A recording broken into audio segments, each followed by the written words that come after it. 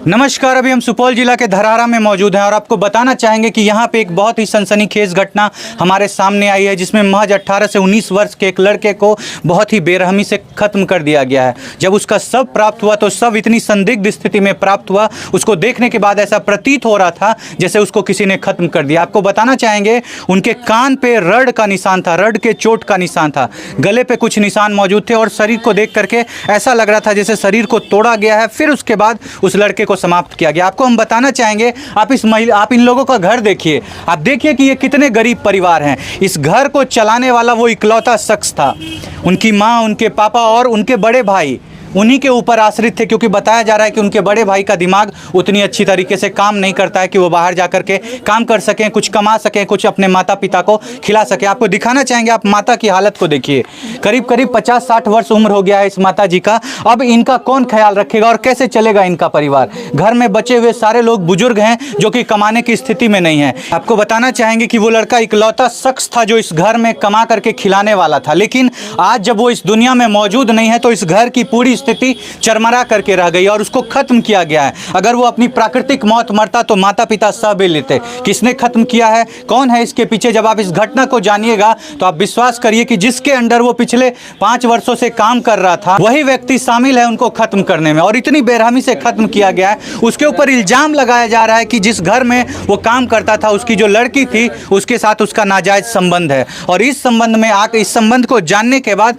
उसके परिवार वाले ने इसको समाप्त कर दिया है। और भी बहुत सी घटना इसके पीछे है। यहाँ पे उनके परिवार वाले मौजूद हैं, हम उनसे आपको सारी जानकारी दिलवाएंगे, सुनवाएंगे उनसे आपको कि आखिर क्यों समाप्त किया गया है उनके बेटे को। आखिरी बार जब उसकी माँ से उनके बेटे का बात हुआ था, बेटा माँ से कहता है कि माँ खाना बना करके रखना, हम यहाँ पे काम खत्म करके घर आएंगे, और वो माँ आज तक अपने बेटे का इंतजार कर रही है। बेटा घर नहीं पहुँचा है, कहाँ से पहुँचेगा?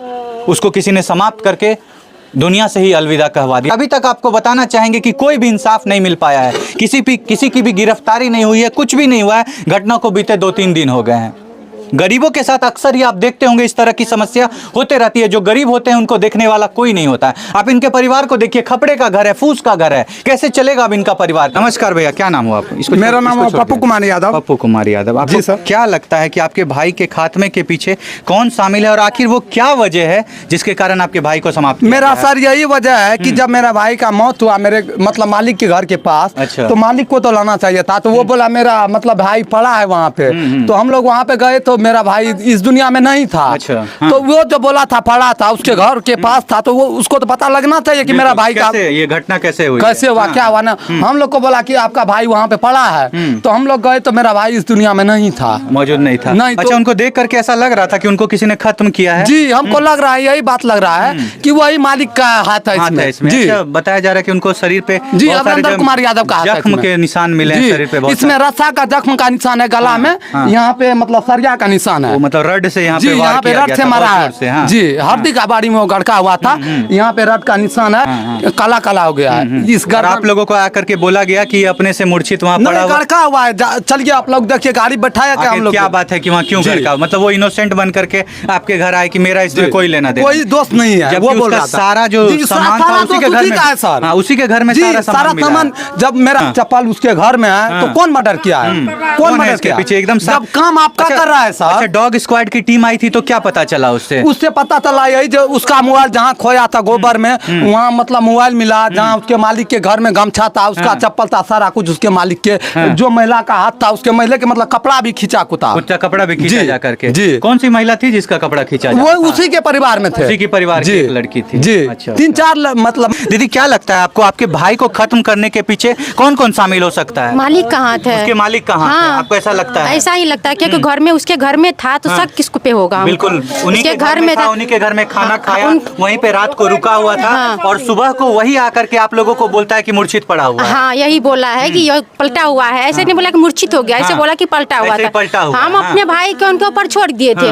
अब वो न जाने हमारे भाई को क्या हुआ नहीं हुआ, वो न जाने, हम कैसे बोलेंगे? उन्हीं के घर के बगल में उनका बॉडी मिला है। हाँ, पास में ही, घर के पीछे बाड़ी है उनका, उन्हीं में बॉडी। हाँ, वही आम के पेड़ के नीचे मेरा भाई पड़ा। अभी वो लोग इल्जाम लगा रहे हैं कि मेरी बेटी के साथ आपके आपके भाई का नाजायज संबंध हम आपको बता देना चाहते हैं कि उनका बेटी जो है ना 8 साल की लड़की है, 8 साल की मात्र 8 साल की लड़की के साथ ऐसा हो सकता है? नहीं, ऐसा कभी नहीं होगा। वो हमारे यहाँ भी आती है लड़की, यहाँ उनको भाई बहन की तरह रिश्ता था। इनको फंसाने के लिए लड़की को झूठे अगर इंजाम भी लगा रही है तो कोई बात नहीं, उनकी बहन को हम रखेंगे घर में, मतलब बहू बना कर? हाँ, बहू बना के रखेंगे। चाहे तो वो हमारे भाई से शादी भी कर सकता है, भाई है हमको फिर भी, नहीं तो वैसे भी हमारे बड़े छोटे वाला भाई का शौक बन के हमारे घर में रहो। नहीं तो इंसाफ आप लोग दिला दिए हमको, और न्याय भी लाइए हमको, हम न्याय चला देंगे।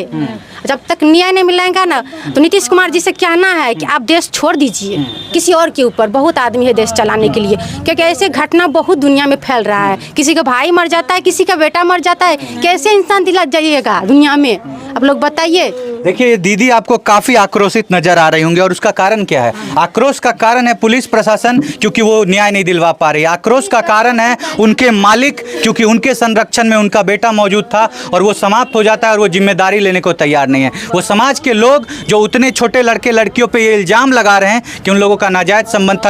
आप क्या कहना चाहते हैं चाची, कौन है इसके पीछे शामिल, क्या लगता है आपको? मालिक के पास जो काम कर रहे थे, जिस मालिक के पास, उसी के लिए न छोड़ दिए थे मैं अपना बेटा को, उसी के भरोसा न छोड़ दिए थे कि रात को दीदी जब बात हुआ था आपका मम्मी से बात हुआ था जब आप बाबू का, तो यही बोला था ना कि हम मालिक के हिसाब काम से हैं। पहले बात हुआ तो बोला हम इंजीनियर के साथ में हैं। अच्छा, यहीं पे इंजीनियर है, JCB गाड़ी ठीक करने के लिए आए हैं, साथ में अभी फोन रख दो। अच्छा, वो इसका मम्मी फोन रख दिए। फिर 9 बजे फोन किए तो बोला हम खाना खाने आ जाओ, तो बोला नहीं खाना नहीं खाने आएंगे, हम खा रहे हैं यहीं पे मीट चावल की मछली चावल जो खा रहा था, हम यहीं पे सो जाएंगे, आप लोग टेंशन मत लीजिए, हम यहीं पे खा के सो जाएंगे। रखिए फोन। हम अगली सुबह 5 बजे आप लोगों को खबर आता है? 5 बजे खबर आता है कि चलो तुम्हारा बेटा पलटा हुआ है। चलो, उसका पापा को बोला गया, परिवार को नहीं, सिर्फ उसका पापा को। मालिक के घर के पीछे में ही पलटा, घर के जस्ट पीछे में। और उनका जो सामान उमान बाकी सब था सब उन्हीं के घर से मौजूद, उसी के घर से मौजूद। देखिए आपको बताना चाहेंगे कि डॉग स्क्वाड की टीम जब आती है और जब खोजी कुत्ते